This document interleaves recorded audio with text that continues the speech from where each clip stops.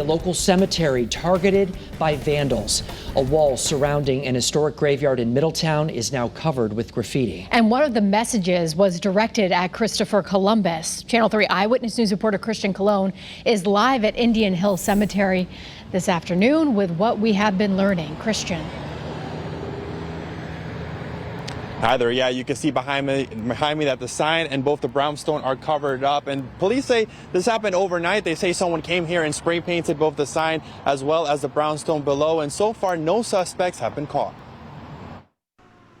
It's a Middletown landmark, but overnight the Indian Hill Cemetery became a canvas for graffiti. The sign for the cemetery was spray painted with the words "Land Back" in pink spray paint.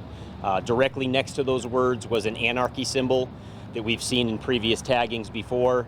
Directly underneath that sign was actually a expletive regarding Christopher Columbus. Cemetery officials covered up the damage this morning, but early in the afternoon, police say there was additional graffiti found which included expletives about police.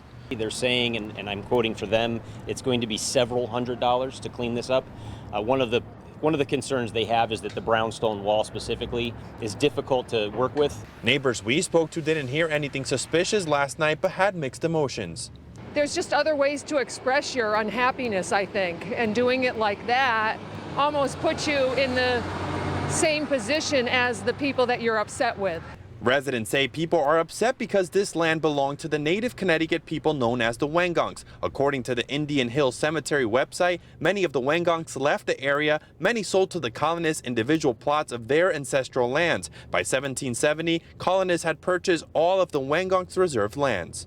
Stop lying to your children, stop lying to yourself. Columbus was a murderer, he's slaughtered millions of people, and the more and more that you sit and you're complacent with that message, then more and more you cement that into history, and a history that's false, the history that's not being taught to us. There's progress being made, and maybe part of that progress has to do with little acts of protest like this, even if they might come off as destructive a little bit. There's some people that can't get their voice heard, so this is how they speak out.